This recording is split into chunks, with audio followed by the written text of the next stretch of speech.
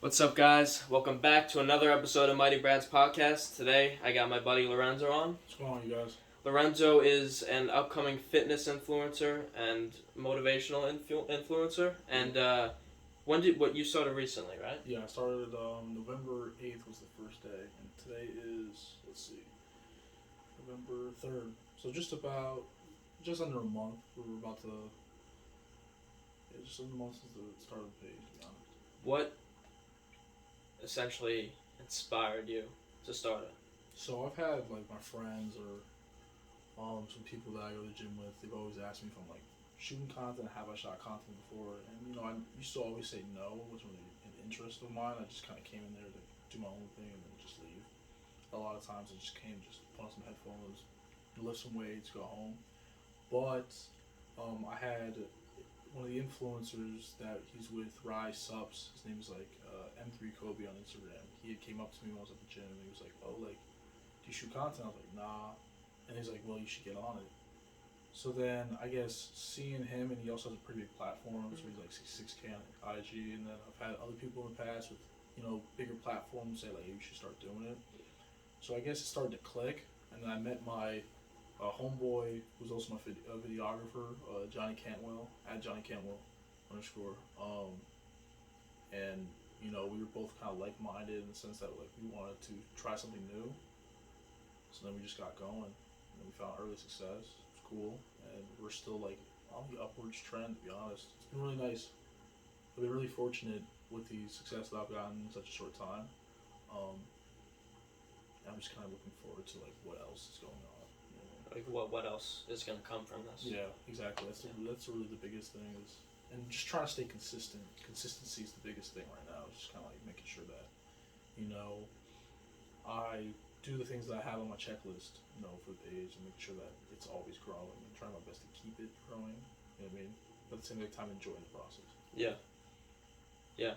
Keeping it growing, but enjoying the process and staying consistent. I think staying consistent is something that is very difficult for a lot of us, whether it's pertaining to something like this, whether me shooting the podcast or just anyone in their everyday life, like just something like the gym, staying consistent in the gym. Because sometimes, there's for all of us, there's days where you go to the gym for a week straight, whatever your process is, whatever your schedule is, and then you wake up one morning and you go, "Shit, man, I really don't want to go today."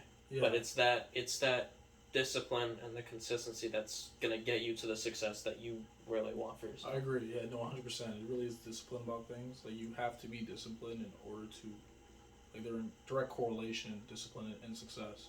You have to do it because most people, they will fizzle out. I mean, doing the same thing over and over again every day is tiresome for a lot of people mentally. I mean, everyone, if I were to be quite frank. But it is understanding that these continuous acts of doing something that you're passionate about will lead you towards success. I feel like it's very important to really understand. Yeah, I think I've always said there's a lot of people. I mean, not everybody has found their passion yet, but usually everyone has something that they're like, okay, in the back of my mind, I want to do this. But there's a lot of factors in life that prevent us from doing those things. Like, for example, you might have been busy with school or a bunch of other things in your life, and then that could have prevented you from starting the channel. But you are fortunate enough to have some time on your hands to pursue that. And you can also make the time. Yeah. I mean, everyone is as busy or unbusy or as free as they want to be. Truly, I think that, if you really want to do something, you'll carve out the time to do it. That can go for activities, that can go for your relationships with people.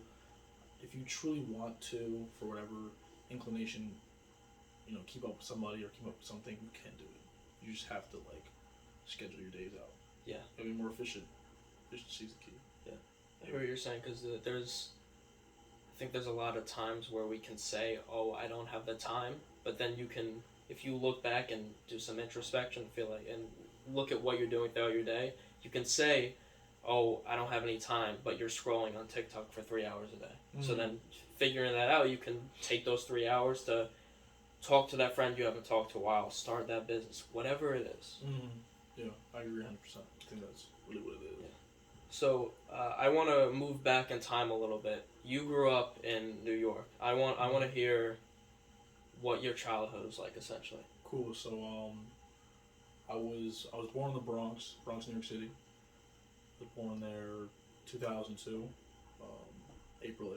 There you go. It's the real information. Giving you everything that's governmental. My mother is a Jamaican. My father's Italian.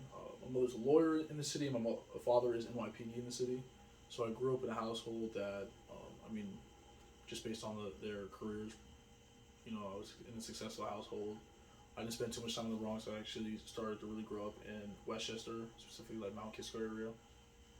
It's really where I came into a person at a young age.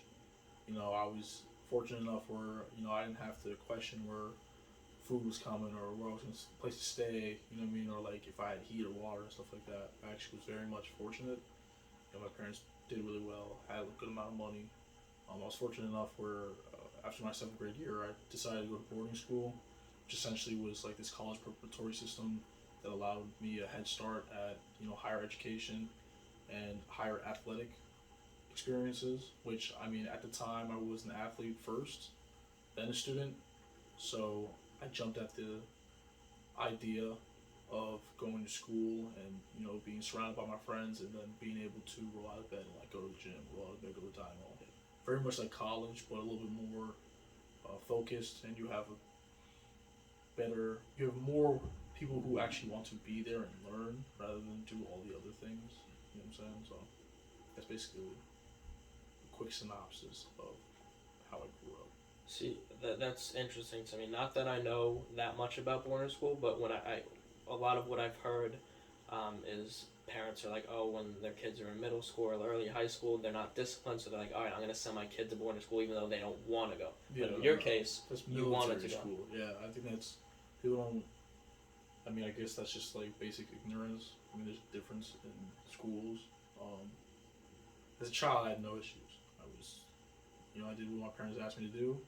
I did it without a question, and I mean, unless it was something that was impractical, I did not voice concern. So, I just went to a boarding school just to get an early college education, which I mean, in hindsight, makes college a little more difficult for me now because I'm not as intrigued because I've already learned the content. Right. But during the time, it did put me in a position that will allow for future success in life. You know what I mean? Like, I've been learning a lot of this shit since I was a kid, so I mean, it's kind of where it's engraved. You know what I mean? Right. Sitting down and having articulate conversations. That's kind of like what I was wired to do, essentially. So, yeah. Among other things. So in a sense, you're a little bit ahead, and because you've allowed yourself to learn concepts that a lot of us are only learning now. I would say so. I mean, that's not to sound rude or anything of the sort that's derogatory. It's just more like I was fortunate enough to be privileged, and I used that privilege to better myself early and quickly. I mean, I had a really good support system in that department. So I mean, I'm just a fortunate person. Yeah. I just happened to have rolled into the situation, and I mean, I'm always grateful. I'm very appreciative. Of course, gratitude. I always say gratitude is everything. Oh yeah. Sure. Because we're always, and especially in our society and the American culture, we're always looking for the success in this and that, and we always need more of this and that. But a lot of us, we can never step back and observe our surroundings and say, okay, I'm grateful for what I have and what I've been through. Mm-hmm. Yeah, I agree. It takes a level of self-reflection to be able to do that. A lot of people live presently in the moment. They don't really allow themselves time to self-reflect, which I would advise them to do so. Like, you should take time out of your day, or take time, towards the end of the month, think about the month at hand, think about the previous month, and be like, oh, what were some things that were highlights, what were lowlights? Being able to do that will honestly make life a lot more digestible, meaning it will be a lot easier for you to move through life on a monthly basis and really just kind of like soak in everything. Yeah, I agree with that. And I remember, to go back to your childhood a little bit, I remember when we first met, we were talking, and you told me about kind of stereotypes a little bit when you were growing up. So, for example, your mother's black and your father's white, which isn't very common. So you were telling me about some of the way kids treated you or expected you to act a certain way. Oh, Do you want to expand on that a little bit? Yeah, of course. Being someone who's mixed raised, I can't speak for anyone. I can only speak from my own experiences, but it'll predispose me to a lot of things very early on. A lot of people would stereotype me based on the color of my skin. Sometimes they would disregard the other part of my skin. You know what I mean? I like to say that I'm two sides of the coin. I'm a part of two of the major groups of society when it comes to controversy, but also just like that's usually the first two things that you think in life is like black and white. I mean, it's like yin and yang. You know what I mean? It's a fundamental thing that we all think about. So with that being said, I just sometimes people would be like, "Oh, I expected you to act this way because you're this color," or "I didn't expect you to act this way because you're this color." You know what I mean? So it was stuff that I had to navigate through.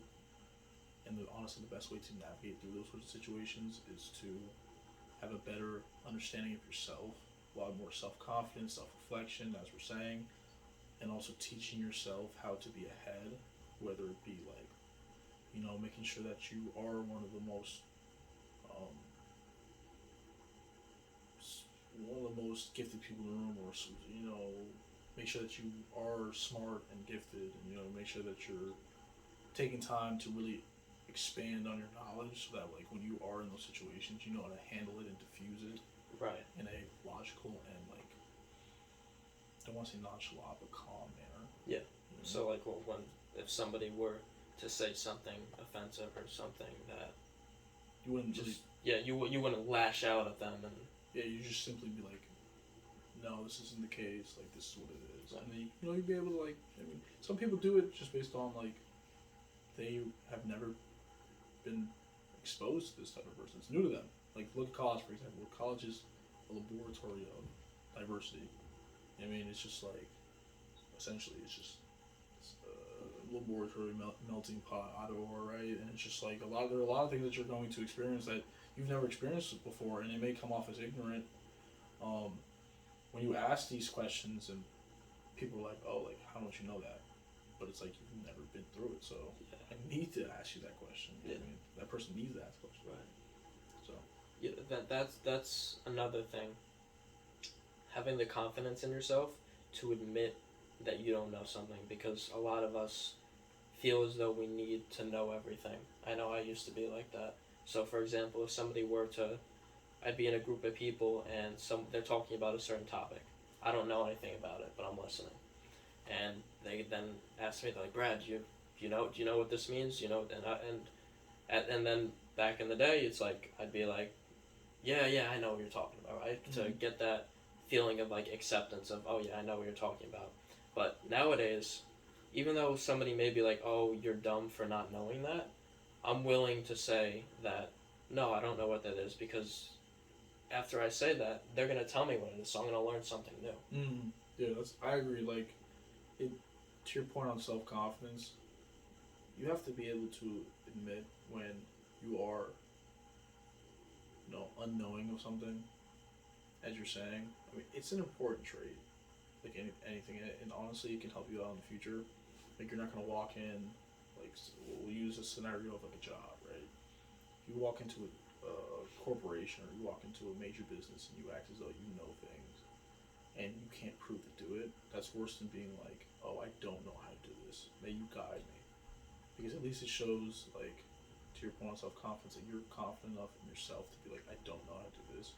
And people will respect you for it a lot of times, and they'll be more willing to like give you those techniques and mechanisms in order to learn.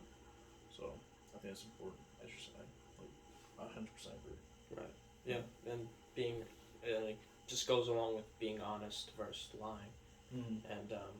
And in most cases in life, it's always better to be honest, because it's gonna get you farther. It's gonna help you build better relationships. Mm-hmm. Have people respect you, like you just said. So I want to move on a little bit, and so you do a little bit of modeling, right? Yeah, I work for Strike Magazine Boca, which is a fashion magazine on. We're not affiliated with FAU, but I mean that's where I originally came up and applied to the organization. I don't solely like model for them. I was co-hosting podcasts at one point.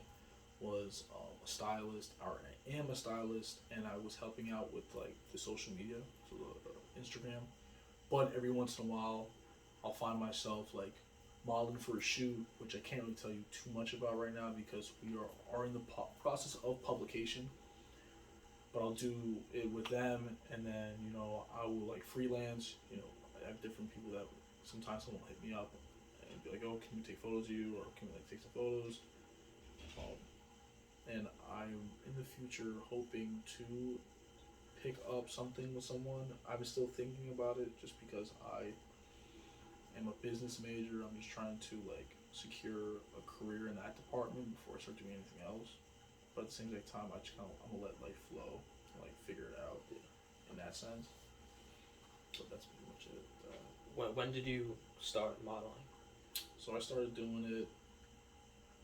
I mean, I've always had like sort of had a camera in my face. I mean, whether it be from like,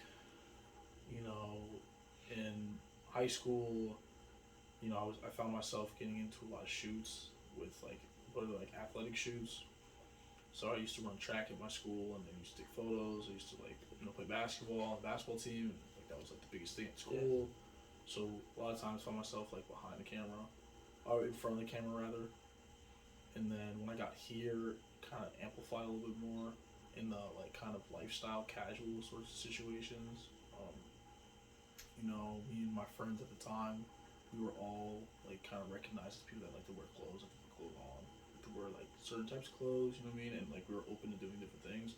So we found ourselves like taking photos amongst ourselves, and then later on like having other people hit us up and like say like, "Yo, can we take photos?" Right. So was trying on and trying new styles and stuff, was that something that always intrigued you and you always liked to do, or did it start at a certain point? I was always an athlete first, but I was always like, I used to throw all my funds towards like athletic things so I can keep on improving as an athlete. But when I stopped playing sports, I kind of was like figuring out like what's kind of next, like what's gonna take up my time. I wanted to really branch out and do a lot of different things because I wanted to, add to my toolbox. I wanted to be able to do a lot and say that I've done a lot. Gives myself a little more diversity. So then, I just decided like, I don't care what it is. I'll just try it on. I'll put it on. And it doesn't really matter. Like, one of my styling directors, a good buddy, Brandon, he likes to wear a lot of like pieces that are, stereotypically women's pieces, and he'll put them on. I mean, like, what are like specific sweater types, even, pants types as well. And I mean, I've taken a lot of inspiration from him because he and I are similar in the sense that like we'll just like put it on without caring. It doesn't really matter. I mean, for fucking Halloween, I put on a skirt and I was just like, cool, let's do it. You know what I mean? Like, I didn't care. It wasn't really a big deal. No one's gonna say nothing to me, so I was like, all right, cool. So that's kind of how that one rolled. It was fun though. Like I enjoyed it. Put on clothes. I like being expressive in that way. It really is dope. Yeah, it's a dope thing to do. Yeah, no, I've always found that the way you dress can say, not always, but it can sometimes say a lot about you, without you actually having to open your mouth and say something about it. Mm. But then there's also some things like, for example, you might wear, some people might wear a t-shirt that says Metallica, and you would think, okay, they're a big fan of them. But then some people just wear those shirts and wear them, so they don't. You're like, oh, I like your shirt, and they're like, thanks, but I don't actually listen to it. People ask me about my Cubs shirt, like if I root for the Cubs, I'm like, no, I like the Sox. So like, but it's whatever. I mean, yeah. It starts conversation, right? Right. I feel like that's the coolest thing. I feel like when you wear something bland, people are less likely to be like, yo, like, where'd you get that? Or like, oh, like, I really fuck with that. Like, yeah. It looks good. Versus like when you're wearing something that you like and you think is like cool, a little bit abstract, whatever. People are like, oh, like, where'd you get that? Like, do you like to wear clothes? What's the situation? And you can start a conversation. You can make a friend out of that, to be honest. Yeah. There's a. Yeah, the way you dress in the clothing can start up a lot of stuff. I agree. So I want to go back a little bit to your fitness and motivation stuff that you're doing now. What, not that you might have it in mind, but overall, what do you think is your goal with that? So I would like to say that, I mean, I'm taking it as far as it as far as it brings me, to be honest. Um, so just a general synopsis of the page, right? So it's a very much an inclusivity page. I try to stay away from I'll use eyes, but eyes in a way that someone can resonate with it themselves. But a lot of times, I'm not really trying to promote this idea of there's a lot of things that people will say, for example, this recent post, I say that you are enough, but you're not surrounded by the right people, which insinuates that people around you aren't giving you what you need in order to be successful and or feel like you are enough.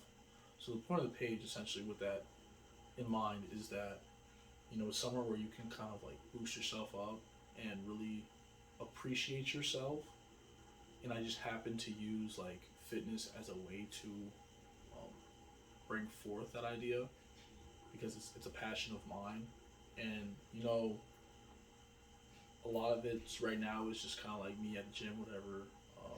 But I mean, there's a lot. Fitness is very ambiguous. There's a lot of different things you can do with it. So it's there's going to be an evolutionary process with the page as it grows. On TikTok, I'm going to start doing.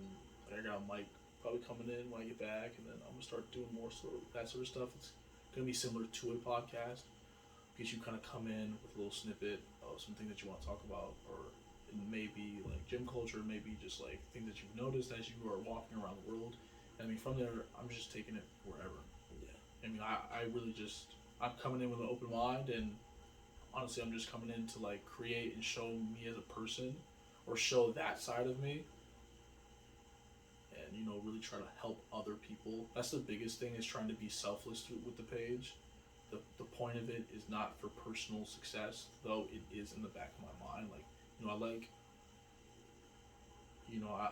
I guess the part of what makes me feel like I have succeeded is getting a DM and being oh, I really appreciate the content. She's really moving me, really helps me. I mean, sometimes I'll check my phone and I'll see a couple DMs from people and being oh, you're inspiring me to get back in the gym, or you're inspiring me to better myself. When I look at my comments from some of the stuff, and they're saying that I completely agree with that. Your environment does dictate how you feel and if you feel worthless or not, and I'm able to respond to that. Those are my equivalents to personal success. Yeah. You know what I'm saying? I mean, everything else is just whatever. I'm not expecting this to give me any money. No, I'm really not. I Right. truly not. I mean, if it does, cool. If it doesn't, I'm set. I got, I got my own plans. I know what I'm doing. I got, my goals and shit. Doesn't necessarily involve it, but it would be nice to add it. Of course. Yeah, but no, to your point about getting feedback and being able to respond to that, I completely agree with you. If somebody comments on my YouTube video, hey, this really helped me out, I'm glad you say it, that compared to no matter how many subscribers, that gives you a good feeling, because you're actually impacting something that you said that you put out into the world is helping other people. And that the feeling of that is better than you getting a few bucks from it or something. Yeah, I agree 100%. I mean, it really does take the little stuff to up me. Back home in New York, there's it's like a big bro. He's a rapper in Brooklyn. His name's Joey Badass, and he, I got a tat on my shoulder that kind of represents it, and how his music really inspired me. And I used to have that shit on my personal page. I used to post it, and he liked the post, or I DM him. We go back and forth a little bit. Yeah. And then if he goes recently, I tagged him on my personal page because there's a clear shot of the tat, and he liked it. And I was little shit like that, where it's I know that may have he may not admit it, he may not respond to it when I bring it up, but that he may be going through something, and that post really helped him out to the point where he's I like that shit, that was fire. Yeah. You know what I'm saying? And that helps me out throughout the day. I get inspired by it. Yeah. And it allows me to keep on moving forward, right? Even in slumps, like if my page goes through slumps and it's not doing as well as I think it should, shit like that really brings me up. You know what I mean? So I remember a crazy one too. Is one of my homeboys they're plugged in with like Sports Center. They help with the socials, and he was, I had posted how like one of them commented on one of my posts, liked a couple posts, and he was like, "Whoa, what the fuck?" And then he had asked like his friends in the general group, like, "Yo, like who liked that shit?" And they're like, "Oh, like one of them was like, yeah, me, like I fuck with that thing." Yeah. Like, the message was cool and shit. I was like, "Ah, word." Like where that shit. I was like, "Yeah, that's hard. Like, that's cool." So I mean, yeah, man, that's the purpose of the page. Yeah, I like that. So, to talk about music a little bit, is music something that's very important and prominent in your life? Oh yeah, it definitely has a lot of prominence for me. I mean, I did go away to school, so it was like, I saw my parents, but like I didn't see them like for stupidly long stretches of time. So there's an element of my life that was missing, I guess, like kind of like finding like or like kind of knowing who they were really. So, I mean, I guess to put it simply, like immersing myself into music. Plus, I did play an instrument, played like sax and clarinet in high school. Doing those things allowed me to take my mind off of things that like were a little bit more complex for me at the time, and or I just didn't want to think about, and then focus on like some of the messages that these songs were bringing me, and then trying my best to kind of like use it as a fuel of motivation, become more determined through it. So to say that music was prominent is in some ways an understatement. It was kind of everything to me. Yeah. That's pretty much it with that one. Yeah, I hear what you're saying with that. I'm a drummer. I've been drumming for a few years, and so, but not. It's not even. You don't even have to play an instrument to really appreciate music, because music is something that's usually prominent in so many people's lives. It's an outlet. It's an escape, but it's also a way to connect. Mm-hmm. And I mean, for me personally, I found that if I'm stressed out with something, I want to get away from something, or I just need a break, whatever it is, go on the drum set, put the headphones on, and when I'm listening to that music and I'm playing, it's a different world. Mm-hmm. I'm out of reality. That song is the world. I'm in that. Mm-hmm. And I think music is probably one of humanity's greatest inventions ever. Yeah, I would definitely agree with that statement. For most definitely. I mean, it's a good way to release. Yeah. And as for all the different styles of music and different instruments and everything, the way all these different artists put things together, talk about this topic, but then talk about this completely different, it's just, and there's so much of it that you can connect with, and there's a lot of things that have multiple meanings. So you could listen to a song and it can connect with you in a certain way, but then you look up, okay, what does this song mean? And to the artist it meant that, but it meant something else to you, but in that way it can still connect you because it impacted you. Mm-hmm. Yeah. So you were just talking about one of the posts that you made about being surrounded by the wrong people, and that kind of not helping you get to wherever you want to go. How important is it to be surrounded by the right people? I mean, it's everything. I feel like the environment that you create for yourself is not only a reflection of like your ability to like weed out the bad people and maintain the good people in your life, as simple as that sounds. It also allows you to have a level of like confidence in yourself and like a level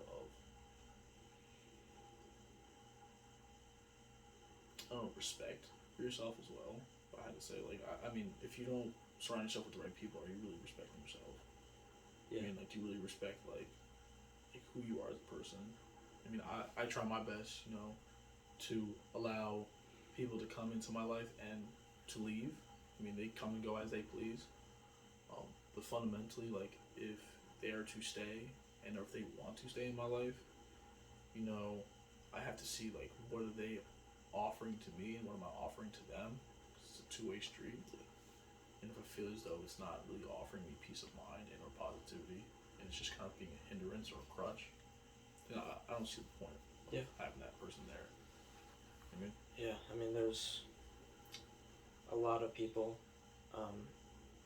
have toxic relationships, whether it's a friendship or a romantic relationship, and for a lot of people it can be really difficult to get out of that and leave that.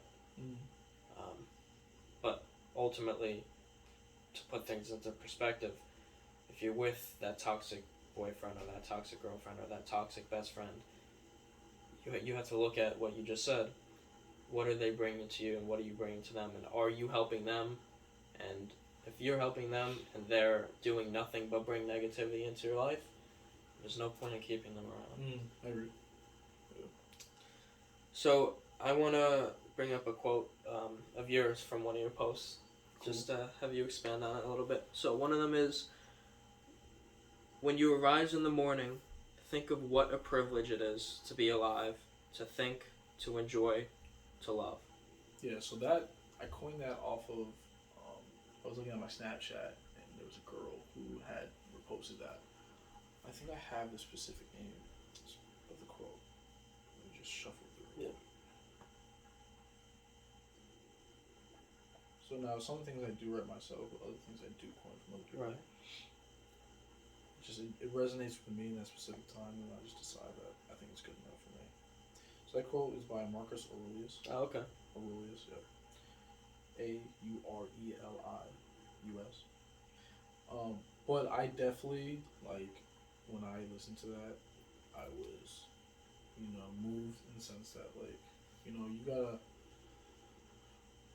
when you think that things are going wrong in the world, or you feel like that, you aren't able to find success, and that a lot of things that are, I guess, problematic in life are, like, thrown your way, a good way to reset is to realize that, like, you are able to wake up in the world. You do have people who love you to some extent, and you do have people who, like, respect you.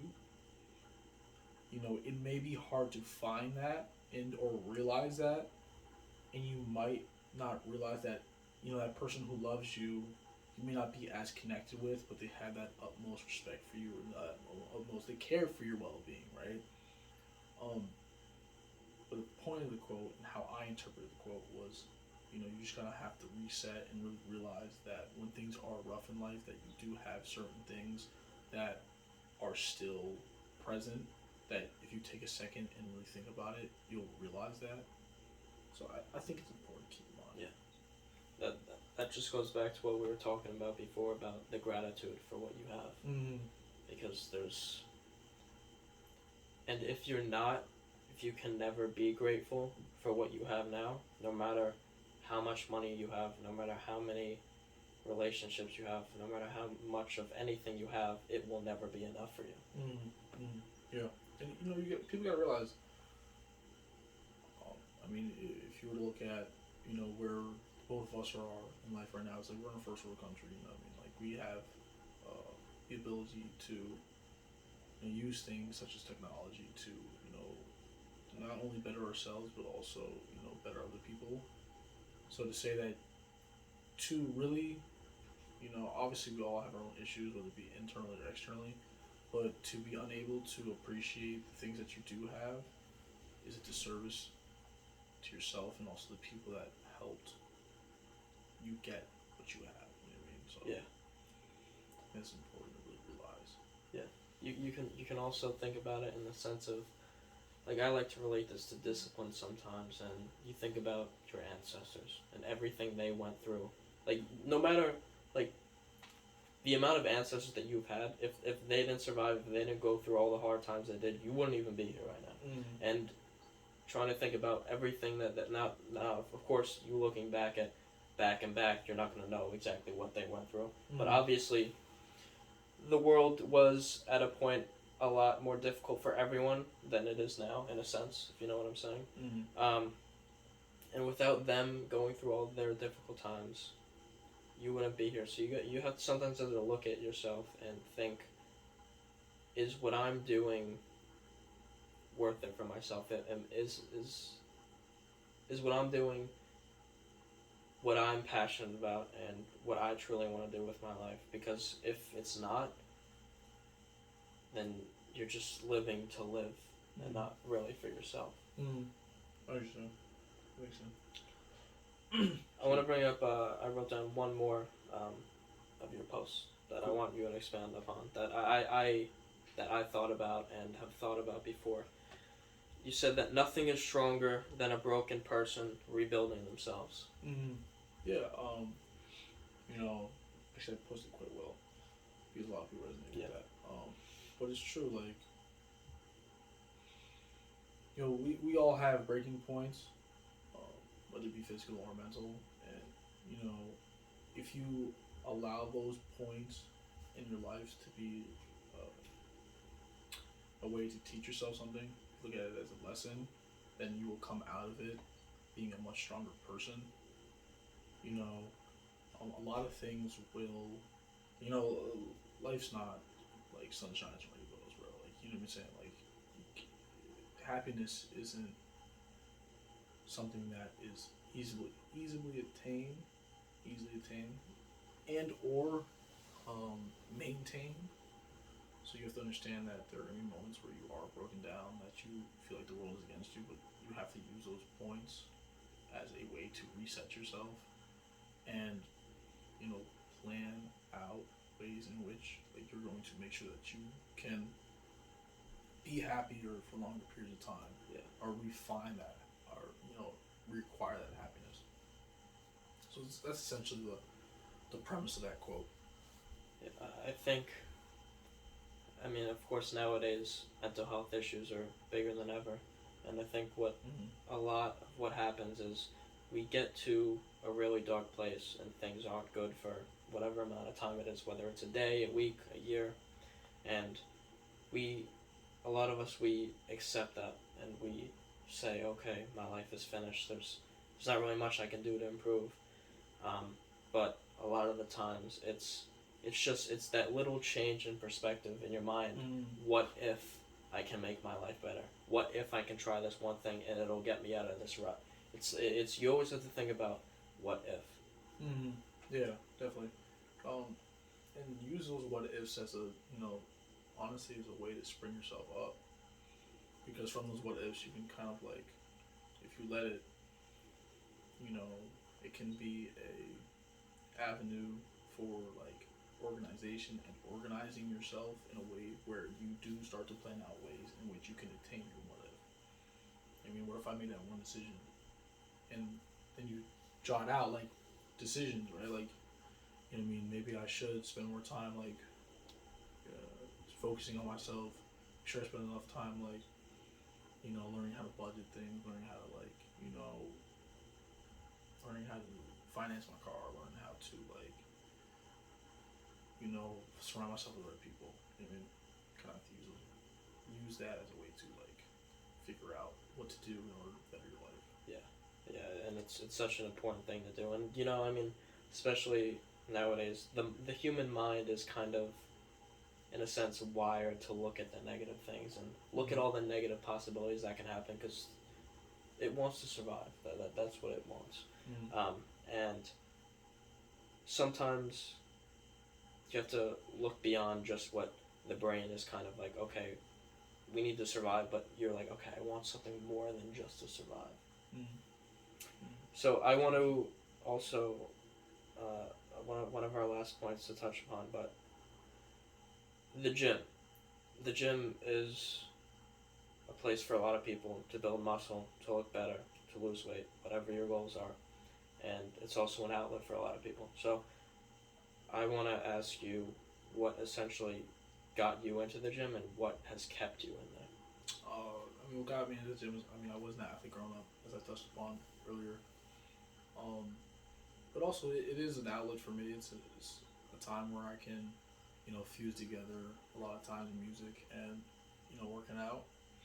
You know, not always am I able to, just because sometimes I'm recording and I want to be able to like talk to my videographer because he's my fucking friend.